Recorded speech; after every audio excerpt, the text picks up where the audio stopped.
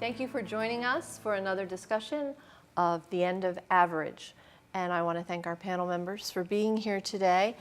Hopefully, as you read this book, there were lots of things you wanted to talk about too. So what resonated with you as you read The End of Average?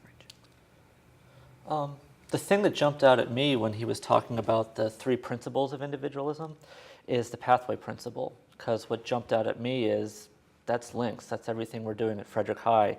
When he talks about there is no simple or normal way for an individual to develop, so we have to have systems in place to meet all these individual development that students are going through.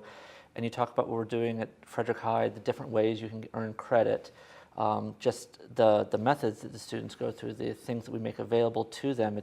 That's straight up pathway principles right there.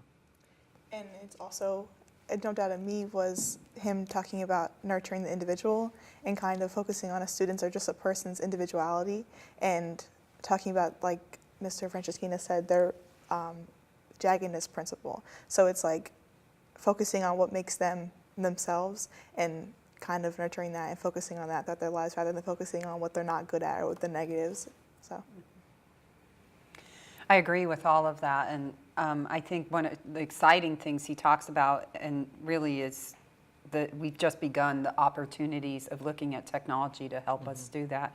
That was very exciting to me, of how do we use what is available now that wasn't available, say, even 5 years ago, to allow us to work with the individuals in ways that perhaps we couldn't have when we didn't have access to the kind of information we can get about individual students and develop individualized curriculum for them, as well as tools that a student can move at their own pace through various areas of knowledge they're trying to learn and work their own way through that, rather than having one person trying to teach everybody the same way. So that's really exciting to me.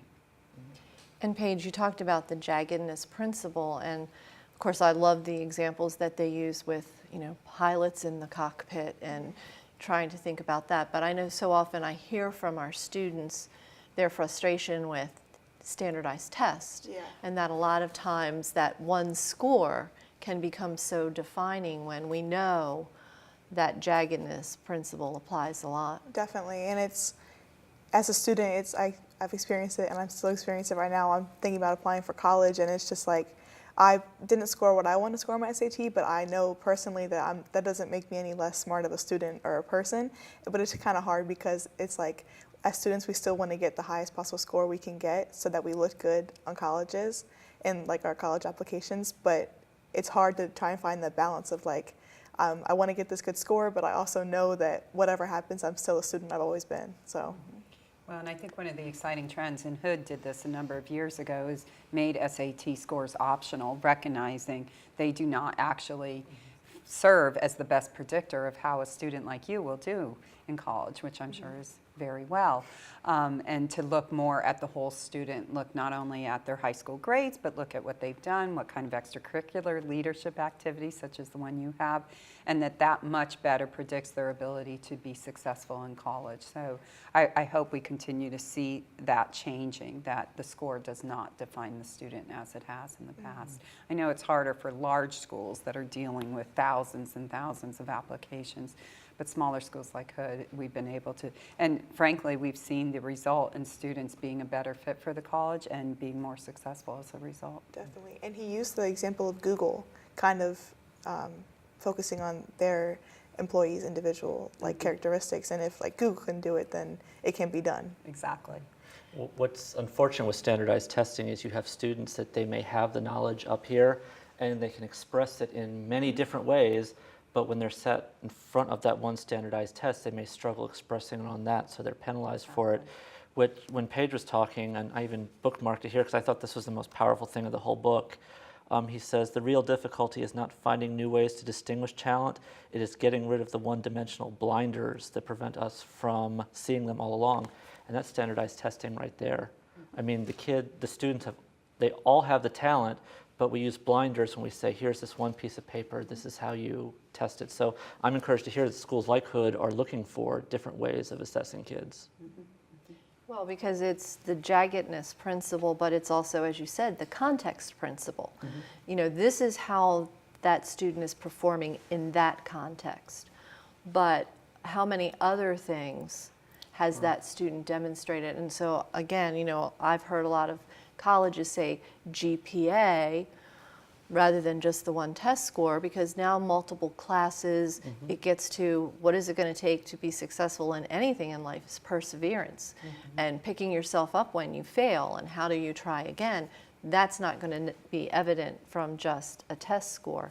So that context principle and those if-then pieces that come into play as well. Well, we've known in psychology for years and years there's multiple types of intelligence and there's multiple types of learning styles. And it's good to see us starting to recognize and say, can we think differently and use what we know about how people learn and apply that so that they can put their best foot forward in any particular, as you said, the context that will draw out and really demonstrate their level of knowledge. But it is a huge cultural shift. And you know, you shared that quote about that one-dimensional kind of thinking, but I was fascinated by sort of the historical patterns and what average meant at first, and that was what you should aspire to be, to the, oh, this is a way we can kind of sort and make sure the right class is above average and all of that notion. And so now, how do we go about creating that kind of change in the culture where we try to look beyond making everyone the same and embracing that individuality? And he had a couple of suggestions, and you already talked about Google Paige. So what do you think? What are things we could do to start to make that kind of a culture shift? I definitely think that links is a good option because students get to, you know, kind of take their classes that benefit them and their schedule, and it also allows them to go on, not field trips, but kind of like have experiences that get them to see like jobs in the real world, and they can see what it's like, and then they can find out, is this what I want to do? Is this what I want to try and pursue, or is it not? And then also things like competency-based education. So it's like, instead of judging students what they've learned based on the grade they got in the class, it's more about have they actually learned the material, because I think in the end of the book he said it shouldn't be about if a student can turn in their homework on time and if they can, you know, score well on tests. It's more about, did they actually learn what they needed to learn? And many students have shared with me that they very quickly figure out how they can get the right number of points to get a certain grade, and it doesn't always reflect the true learning that occurred in a class. Yeah. And I think to tie into what Paige is saying, I think we need to take a long, hard look at timelines when we talk about public education, because right now we say, you know, you're going to get 1 through 10 done in first grade, and then you're going to get 11 through 20 done in second grade. And you may have a student that can get 1 through 10 done in the first semester, but we're going to still, for lack of better words, hold that student behind until they're at the right age. High school, you really see it. You're going to get through, we say to graduate high school, you have to get through English 9, 10, 11, and 12. But it's based on age. So when the student makes it through 9, okay, so here's an example. We say that you have to get these 4 things done to pass English 9. Well, if that student only mastered 3, but they run out of time because they still don't quite have 4 done by the time January rolls around, we make that student go back to the beginning of English 9, and they have to work on material they've already mastered. When you start to look at competency-based education, it's not so much about the timeline, it's about the competencies. So if we have a system that we say, instead of to make it through 9th grade, you have to do 1, 3, and 4, we say to get through high school, you have to do 1 through 20, take all the time that you need, within reason, of course. But then we can really start to build programs that are modeled around the individual, not that somebody stood up and said, you know, this is what you get done in 9th grade, this is what you get done in 10th grade. We say, this is the end result, we're going to work with you to make that happen. That's where the real change can happen.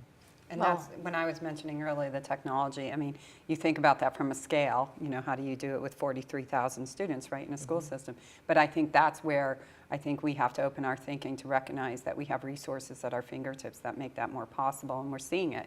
We're seeing supplemental instruction being used, so you don't have to turn in your homework at a certain point in time. I see Right. faculty doing this now. It's just get it in, and if you didn't do well, go back and do it again until you've learned it. And also being able to look at that as an instructor and saying, okay, in class I need to spend more time on this concept because clearly, based on what I'm seeing, that students working at their own pace are struggling with this.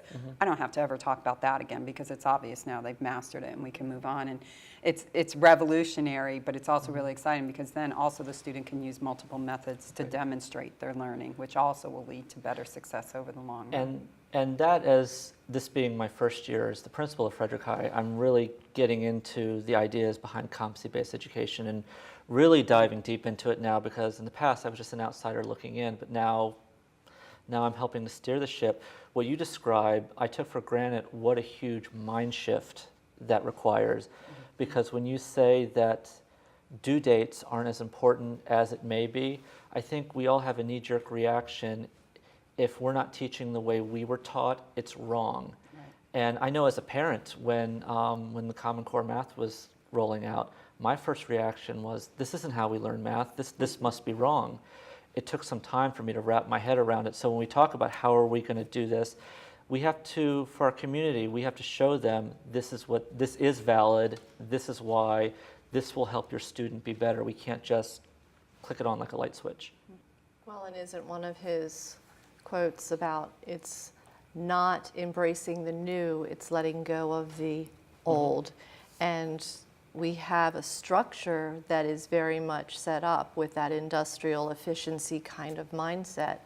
And so while people might embrace and look at this and say, oh yes, oh yes, oh yes, if you suddenly say, but then that means here's what's going away, that's when the fear sets in and the uncertainty of how will I really know and can I? But how powerful it can be for our students, and I think we hear their voice a lot around the science of the individual and why it's so critical that we move there. Well, and I think this is a generation that inherently is been immersed in big data that individualizes how they're marketed to, for good or bad. It's another conversation for a different day. So that concept is very innate, I think, at this point to them. And so we need to translate that into the systems that surround them. I think the other very powerful message is we see, I will say it, the harm that's done by constantly saying, I didn't get the highest score, I didn't, and that push. I mean, you see it even in terms of rankings, right? You know, as leaders of institutions, we're always being pushed. Are we meeting or exceeding the metric from the year before? And, you know, rather than focusing on, are we successful in where it really matters, which is student learning. And students, did I really learn? Right. No. Did I get the right score to get into the college that I want? And we know that can have incredibly difficult consequences for our students in terms of stress and pressure and anxiety. And so I think, to me, that's a call to all of us to think differently about how we're doing this. That's perfect. You have to look at, this is all well and good, and a lot of things here is spot on, but you have to look at the systems in place around you. Like you say, Dr. Albin, we are still, the way that schools are held accountable, it's not based on the individual. It goes right back to the averagarian. So as we move into this new model, we need to advocate to politicians, to the people that make the system, this is what we want to do and this is why we want to do it. We need to, it's a community push, it's not just a school push. Things like, I mean, I know the board is looking at the school start time. We need to take a look at everything and see, is the system in place? Will that really make this happen? And if not, we need to have the debate. If this is worth having, let's talk about changing the system or modifying the system so some of us can. I think you just gave all of us a great call to advocacy. Sure. So Sure sounds it. we invite you to join us in that conversation and that call. Thank you for tuning in for some more conversation about the end of average.